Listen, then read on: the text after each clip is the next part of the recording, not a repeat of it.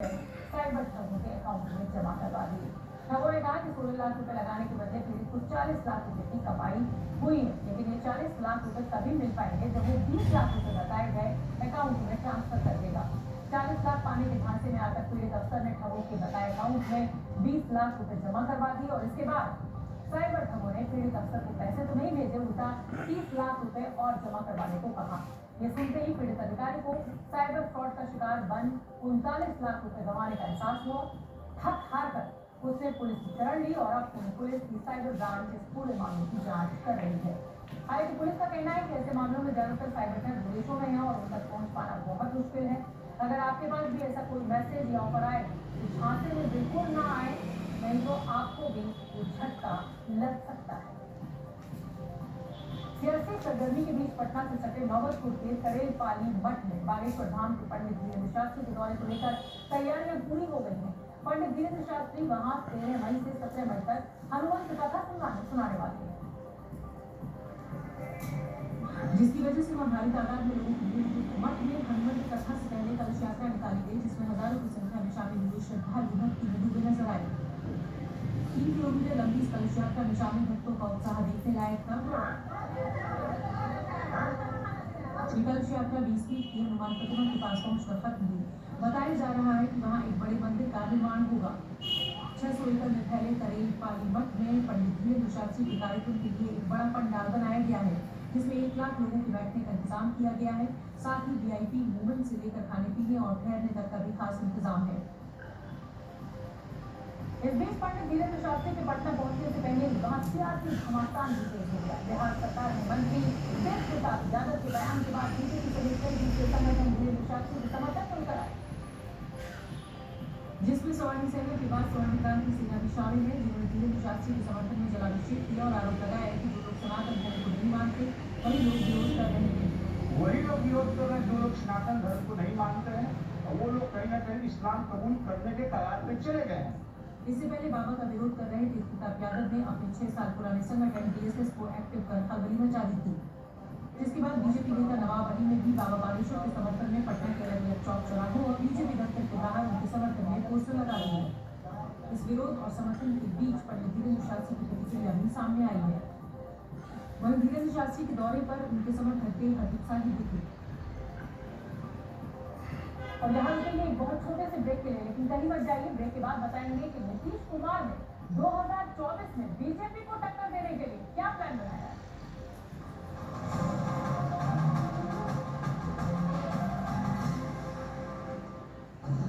देश का सबसे पुराना चैनल जी न्यूज, देश का सबसे भरोसेमंद चैनल जी न्यूज, हमें चुनावी कवरेज का 3 दशक से ज्यादा का अनुभव है। कर्नाटक के विधानसभा चुनाव के नतीजे देश की राजनीति की दशा और दिशा बदलेंगे।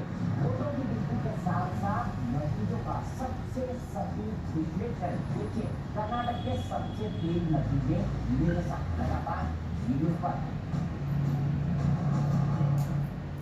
Co-powered by Simco Switch long-lasting deal. बाकी सब कूल है, Simco Switch कूल है। Special partner Bhumika Steel TMT bar, एकदम solid. Driven by Tata Motors, a whole world of new forever mobility from Tata Motors. Rhinoja, Aquaguard, Panisa, तो हमसे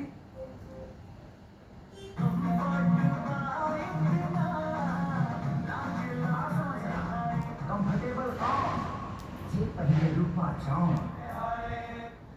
Where the software engineer meets the smart market analyst, meets the talented photographer to create the big dream. The world comes together at Shagar. So where are you?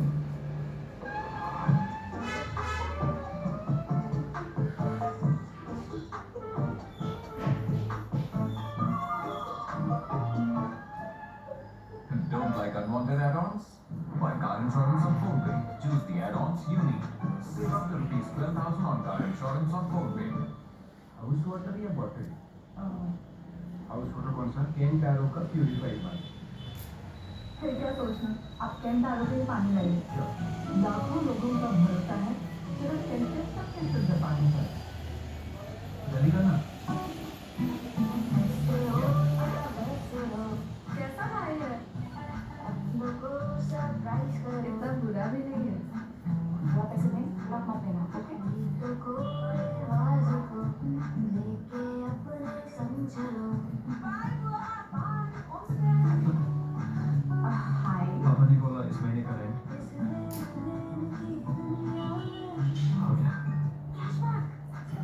की तरफ से India का देव हम सुन miss you यार ये मेरा दीवाना ये मेरा दीवाना ये नहीं तो कुछ नहीं देश की सिलिकॉन सिटी बेंगलुरु पौने लाख से ज्यादा IT प्रोफेशनल्स की किस्मत बदल रही है, लेकिन इस बार किसकी किस्मत बदलेगी? जी न्यूज में पता चलेगा कर्नाटक विधानसभा चुनाव के सही और सबसे तेज नतीजे। जी न्यूज पर अब की बात किसकी सरकार? Co-powered by Simco Swift Long Lasting Deal. दूसरा कूल है Simco Swift Cool. Special partner Dhunta Steel TMT Bar, एकदम solid. Driven by Tata Motors, a whole world of new forever mobility from Tata Motors. Private Aquaguard, पानी साफ तो हम से हम सुन miss you यार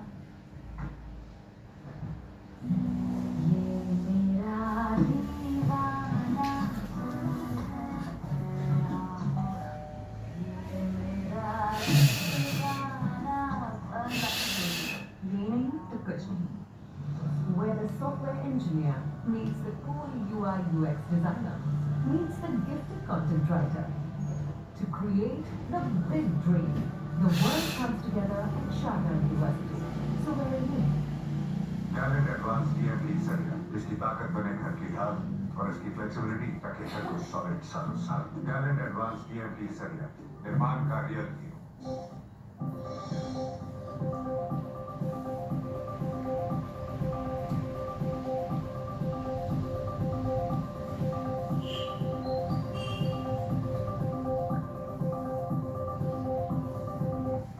हम सुन मिस यू यार मेरा दीवाना ये मेरा दीवाना ये नहीं तो कुछ नहीं दंतकांति से हमने करोड़ों लोगों को दांतों की लंबी उम्र का वरदान दिया वही दंतकांति एडवांस है दांतों की सुरक्षा का प्रमाण दंतकांति एलोवेरा तथा दंतकांति मेडिकेटेड है दांतों की सेंसिटिविटी का हर बेसिक सोने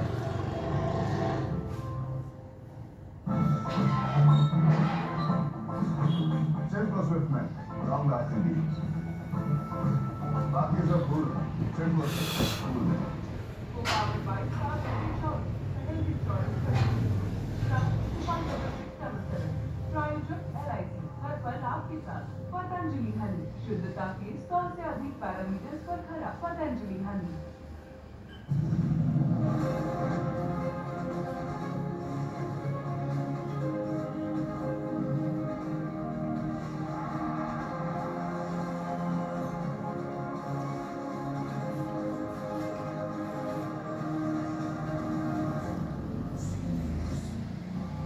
प्रस्तुतकर्ता कैच मसाले क्योंकि खाना सिर्फ खाना नहीं होता प्रायोजक धोखे से बचें और पेमेंट हमेशा अग्रवाल पैकेट्स एंड मूवर्स के साथ लिमिटेड लगाकर ही करें कॉल 9-300-300-300 स्ट्रॉन्ग मतलब माइथन स्टील निर्माण का मानदंड पतंजलि केश कांति एडवांस नए बाल उगाए बालों को झड़ने व असमय सफेद होने से बचाए बनाना चाहते हो अपने बच्चे का future bright Edify school is the right choice खोले अपने शहर में Edify school RKDL university Bhopal and Ranchi campus best innovative university of central India और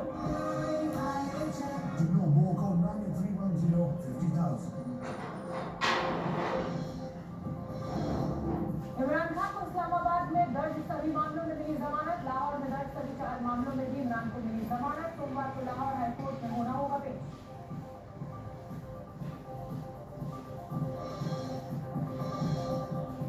पाकिस्तान ने कैबिनेट बैठक में PTI को बैन करने की सिफारिश खारिज PTI पर बैन नहीं लगाएगी सरकार शहबाज ने पाकिस्तान के हालात के लिए इमरान खान को ठहराया जिम्मेदार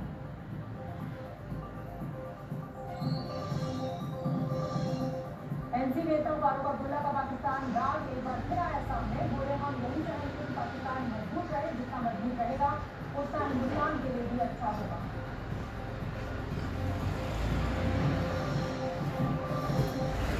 कर्नाटक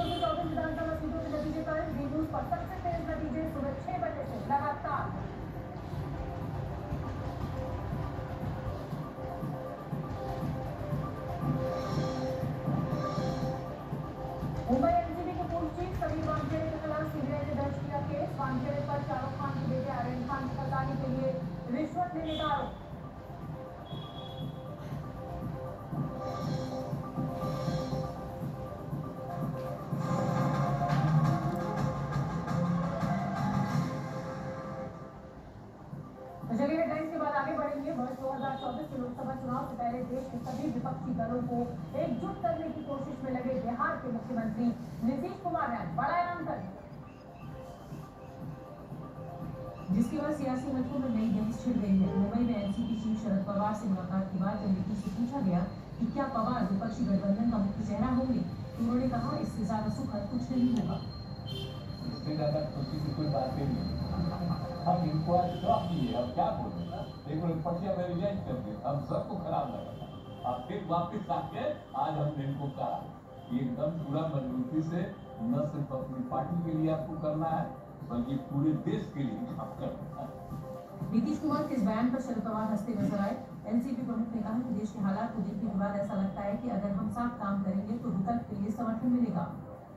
आज देश का जो माहौल है वो सब देखने के बाद देश के सभी तंत्र उसको बचाने के लिए मिलकर काम करने की आवश्यकता है। नीतीश कुमार और शरद पवार दोनों अपने अपने राज्यों में कांग्रेस के साथ गठबंधन में हैं। 2024 के लोकसभा चुनाव के लिए शरद पवार को विपक्ष का चेहरा बनाए जाने के संकेत देने पर बीजेपी ने मुख्यमंत्री नीतीश कुमार पर निशाना साधा है। इसके साथ बीजेपी ने कहा है कि कांग्रेस के बिना तीसरे मोर्चे के गठन संभव नहीं है। बिहार बीजेपी के अध्यक्ष सम्राट चौधरी ने कहा कि नीतीश की पोल खुल गई है। तीसरे मोर्चे का कोई विकल्प नहीं, इसलिए यह राजनीति नीतीश बाबू अपने घूम रहे हैं बिहार सरकार के पैसे से विकल्प।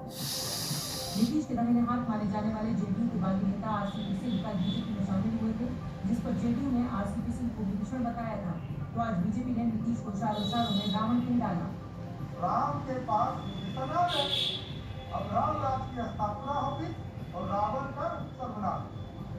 आरसीपी सिंह ने नीतीश कुमार को पलटी मार बताया था। विपक्षी एकता का सपना देखने वाले नीतीश कुमार और उनकी मुहिम को ओडिशा के मुख्यमंत्री नवीन पटनायक ने झटका दिया है। बीते मंगलवार को ही नीतीश ने भुवनेश्वर में पटनायक से मुलाकात की। ऐसे में कयास लगाए जा रहे थे कि बीजेपी नेता नवीन पटनायक थर्ड फ्रंट का हिस्सा बनेंगे। 9 मई को नीतीश कुमार और नवीन पटनायक के बीच करीब 1 घंटे तक बैठक चली थी, लेकिन गुरुवार को ओडिशा के मुख्यमंत्री प्रधानमंत्री मोदी से मुलाकात करने के लिए दिल्ली पहुंच गए और इस मुलाकात के बाद उन्होंने थर्ड फ्रंट में शामिल होने की संभावनाओं से इनकार कर दिया। No, not as far as I'm concerned. Not now. नवीन पटनायक ने कहा कि बीजू जनता दल अगले साल होने वाले ओडिशा विधानसभा चुनाव और लोकसभा चुनाव अकेले लड़ेगी। पटनायक के इस बयान को नीतीश की विपक्षी एकता मुहिम के लिए झटका माना जा रहा है। वहीं नीतीश के शरद पवार के बारे में दिए गए बयान से विपक्ष के कई बड़े नेताओं को झटका लग सकता है। पीएम बनने का सपना देख रही बंगाल की मुख्यमंत्री ममता बनर्जी का भी पत्ता साफ हो गया है। साथ ही कांग्रेस नेता राहुल गांधी भी विपक्ष के फेस नहीं होंगे। नीतीश ने ये भी साफ कर दिया है।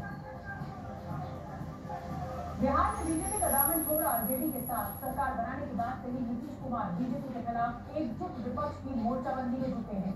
मिशन 2024 पर निकले नीतीश कुमार लगातार विपक्ष के नेताओं से मुलाकात कर रहे हैं, जिसकी शुरुआत बीते साल 6 सितंबर को हुई, जब नीतीश कुमार ने दिल्ली में आम आदमी पार्टी के नेता अरविंद केजरीवाल, सीपीएम नेता सीताराम येचुरी और समाजवादी पार्टी के नेता अखिलेश यादव के साथ मुलाकात की। बीजेपी के विरुद्ध नीतीश की मोर्चाबंदी ने इस साल अप्रैल में रफ्तार पकड़ी और 12 अप्रैल को उन्होंने कांग्रेस अध्यक्ष मल्लिकार्जुन खड़गे और राहुल गांधी के साथ मुलाकात की। 13 अप्रैल को नीतीश कुमार ने सीपीएम नेता सीताराम येचुरी और सीपीआई नेता डी राजा से मुलाकात की और इसके बाद 24 अप्रैल को नीतीश कुमार कोलकाता पहुंचे और पश्चिम बंगाल की मुख्यमंत्री ममता बनर्जी के साथ मिले।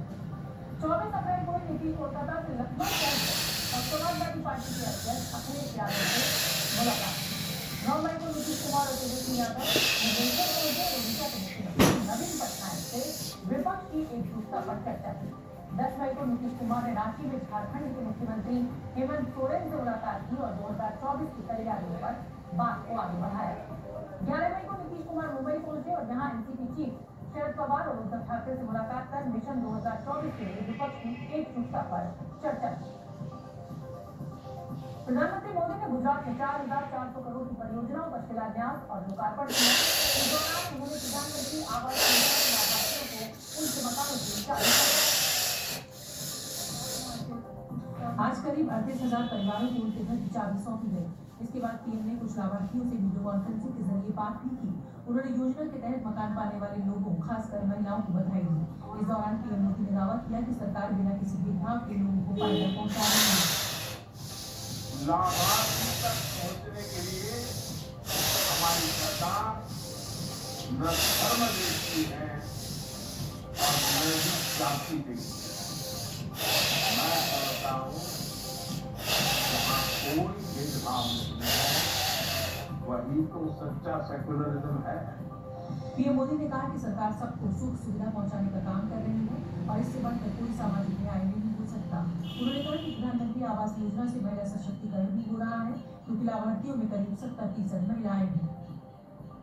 पिछले 9 करीब 4 करोड़ पक्के घर गरीब परिवारों को मिल चुके। इन घरों में लगभग 70% घर महिला लाभार्थियों के नाम पर भी है। उन्होंने कहा कि इनमें ज्यादातर महिलाएं ऐसी हैं जिनके नाम जीवन में पहली बार कोई प्रॉपर्टी रजिस्टर हुई है। व्हाट्सएप पर लग रहे प्राइवेसी में दखल और डेटा चोरी के आरोपों पर केंद्र सरकार सख्त नजर आई। केंद्र सरकार इस मामले में व्हाट्सएप से जवाब मांगेगी। व्हाट्सएप पर इंटरनेशनल स्पैम कॉल और माइक्रोफोन के इस्तेमाल के मामले में केंद्र सरकार इसे नोटिस भेजने की तैयारी कर रही है। इस बीच ट्विटर के लिए काम करने वाले एक बड़े अधिकारी ने एक सनसनीखेज दावा किया है। ट्विटर के इंजीनियरिंग डिपार्टमेंट में काम करने वाले इस अधिकारी का दावा है कि व्हाट्सएप वेबसाइट में भी यूजर से माइक्रोफोन का इस्तेमाल कर रहा है। अपने दावे की पुष्टि के लिए उन्होंने स्क्रीनशॉट शेयर किया जिसमें लिखा था व्हाट्सएप ने उनके माइक्रोफोन का इस्तेमाल तब किया जब स्मार्टफोन कहीं रखा हुआ था। यूजर का आरोप है कि माइक्रोफोन के जरिए व्हाट्सएप लोगों की निजी बातें सुन रहा है और वो भी तब जब लोग व्हाट्सएप का इस्तेमाल नहीं कर रहे होते हैं।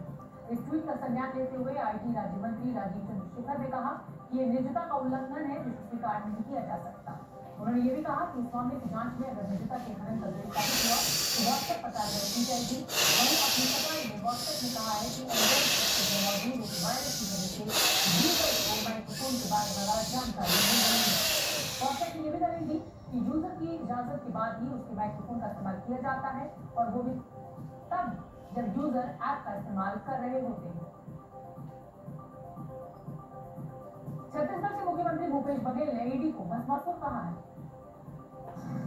भूपेश बघेल ने आरोप लगाया कि बीजेपी और ईडी मिले हुए हैं। उन्होंने कहा कि बीजेपी जहां जानकारी देती है, ईडी वहीं रेड डालती है। उत्तराखंड में अवैध मजार तोड़ने का काम जारी है। सीएम कुश गंधानी के निर्देश पर अब तक 300 से ज्यादा अवैध मजारें तोड़ी जा चुकी हैं। बिहार बीजेपी के अध्यक्ष सम्राट चौधरी ने मुख्यमंत्री नीतीश कुमार को रावण बताया। उन्होंने कहा रावण कांत होगा और राम राज्य आएगा। मध्य प्रदेश के देवास में बीच सड़क पर डंपर खड़े होने के मामले में कृषि मंत्री कमल पटेल ने बड़ी कार्रवाई की। उन्होंने थाने पहुंचकर पूरे स्टाफ को सस्पेंड कर दिया। मनीष सिसोदिया ने प्रधानमंत्री नरेंद्र मोदी पर संविधान को न मानने का आरोप लगाया। राउज रेवेन्यू कोर्ट में पेशी को आए सिसोदिया ने कहा कि प्रधानमंत्री 8 साल से संविधान तोड़ रहे थे, उन्हें संविधान मानना चाहिए। इजरायल और फिलिस्तीन के बीच तनाव बढ़ता जा रहा है क्योंकि इजरायली सेना का गाजा पट्टी पर हमला जारी है। गुरुवार की रात भी कई रॉकेट गाजा पट्टी के आसमान में देखे गए। इन रॉकेट को देखकर ऐसा लग रहा था मानो कोई आसमान में आग के गोले फेंक रहा हो। एक के बाद एक रॉकेट की बरसात इजरायल की सेना ने की, जिसके बाद गाजा पट्टी का आसमान रॉकेट के धमाकों से गूंज उठा।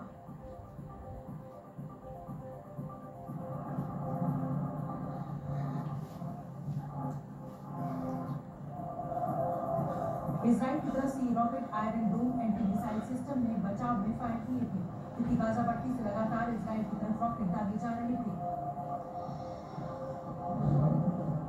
इजरायली सेना ने उग्रवादी समूह इस्लामिक जिहाद मूवमेंट के खिलाफ इस हफ्ते की शुरुआत से अभियान छेड़ रखा है। We're not looking for war. We are focusing on values and we do everything we need to protect our stability. Hamas और इस्लामिक जिहाद मूवमेंट ने इजराइल के हवाई हमलों की निंदा की है। इजरायली सेना के हवाई हमलों में गाजा पट्टी के कई इमारतों को निशाना बनाया गया और इस दौरान उग्रवादी समूह इस्लामिक जिहाद मूवमेंट के 2 और कमांडर्स मारे गए। क्योंकि उग्रवादी समूह इस्लामिक जिहाद मूवमेंट का कमांडर अली घाली और अबू तक का इन इमारतों में से एक में रह रहा था। इससे पहले इजराइल डिफेंस फोर्सेस के एयर स्ट्राइक में इस्लामिक जिहादी के 3 कमांडर मारे गए थे। इसके साथ ही इन कमांडर्स के परिवार वाले भी मारे गए। गाजा पट्टी पर किए गए एयर स्ट्राइक में 3 इमारतों को काफी नुकसान पहुंचा। 150 के टुकड़े और मलबा गिरने के बाद दहशत फैल गई। अब तक इजराइल सेना के एयर स्ट्राइक में गाजा पट्टी पर 30 से ज्यादा लोगों के मारे जाने की खबर है। इनमें 9 इस्लामिक जिहादियों के सदस्य थे। इजरायली सेना के हमले में 80 से ज्यादा लोग घायल भी हुए हैं, जबकि 300 से अधिक अपार्टमेंट्स क्षतिग्रस्त हो गए हैं। इजराइल की सेना के एयर स्ट्राइक का गाजा पट्टी की ओर से भी जवाब दिया जा रहा है। गुरुवार की रात गाजा पट्टी की ओर से भी कई रॉकेट इजराइल की तरफ फायर किए गए, जिससे इजराइल में 17 वर्ष के एक व्यक्ति की मौत हो गई, जबकि 4 लोग घायल हुए हैं। गाजा पट्टी की ओर से लगातार इजराइल पर भी हमले जारी हैं। उग्रवादी समूह इस्लामिक जिहाद ने कहा है कि यूनानी संरचना का पालन करेगा जो इजराइल से लड़ाकों को निशाना नहीं बनाने पर सहमत होगा। الغرفة المشتركة لدى المقاومة الفلسطينية، وكانت الغرفة المشتركة تحدثت بأنها على جهوزية تامة وكاملة ومتكاملة. वहीं इजराइल के प्रधानमंत्री बेंजामिन नेतन्याहू ने अपनी सेना को गाजा पट्टी में लगातार हमला करते रहने का निर्देश दिया है। उन्होंने कहा है कि इजराइल का सैन्य अभियान जब तक जरूरी होगा जारी रहेगा। טרם הסתיימו, אנחנו נמשיך לעדכן אתכם, אנחנו נכנסנו בזה יחד, אנחנו עומדים בזה יחד, ואנחנו ננצח. नेतन्याहू ने भी कहा कि जो कोई हमें नुकसान पहुंचाने आएगा उसका खून बहेगा। चीन ने भारत और भारतीयों को परेशान करने के लिए एक और रणनीति तैयार की है और इस बार उसके निशाने पर कैलाश मानसरोवर यात्रा पर जाने वाले श्रद्धालु हैं। कोरोना की वजह से 3 साल तक बंद रही कैलाश मानसरोवर यात्रा के नियमों में चीन ने कई बदलाव कर दिए हैं। चीन ने कैलाश मानसरोवर यात्रा पर लगने वाली फीस भी कर दी है। अब भारतीय यात्रियों को 1,85,000 रुपए खर्च करने होंगे। 2019 तक सड़क मार्ग के जरिए कैलाश मानसरोवर यात्रा पर 90,000 रुपए का खर्च आता था। यात्रा के दौरान अगर कोई यात्री अपने साथ नेपाल के किसी हेल्पर को साथ ले जाएगा तो उसे 25,000 रुपए ग्रास डैमेजिंग फीस के तौर पर देने पड़ेंगे। चीन की दलील है कि जब श्रद्धालु कैलाश पर्वत की परिक्रमा करेंगे तो वहां की घास को होने वाले नुकसान की भरपाई इस रकम से की जाएगी। किसी वर्कर को साथ ले जाने पर 15 दिन के लिए 13,000 रुपए की फीस दी जाएगी। पहले ये फीस 42 रुपए ही थी। साथ ही हर यात्री को काठमांडू बेस पर अपना यूनिक आइडेंटिफिकेशन करवाना होगा, जिसके लिए उंगलियों के निशान और आंखों की पुतलियों की स्कैनिंग की जाएगी। यात्रा पर जाने वाले श्रद्धालुओं को वीजा लेने के लिए खुद वहां पहुंचना हो, ऑनलाइन वीजा जारी नहीं किए गए। और इतना ही नहीं, कैलाश मानसरोवर यात्रा का संचालन करने वाले टूर ऑपरेटर्स को $60,000 यानी करीब 50 लाख रुपए का सिक्योरिटी अमाउंट भी जमा करवाना होगा। नेपाल के टूर ऑपरेटर्स का कहना है कि चीन भारत से आने वाले श्रद्धालुओं की संख्या कम करने के मकसद अब शाम की समय जब अपना समाचार सुनते हैं, इसके बाद में समाचार सुनते रहो आराम से, और अपना योगा करते रहो। शरीर को ऐसा कर दो कि जब सोओगे ना खाना खा करके, बाथरूम में पेशाब कोई नहीं उठेगा।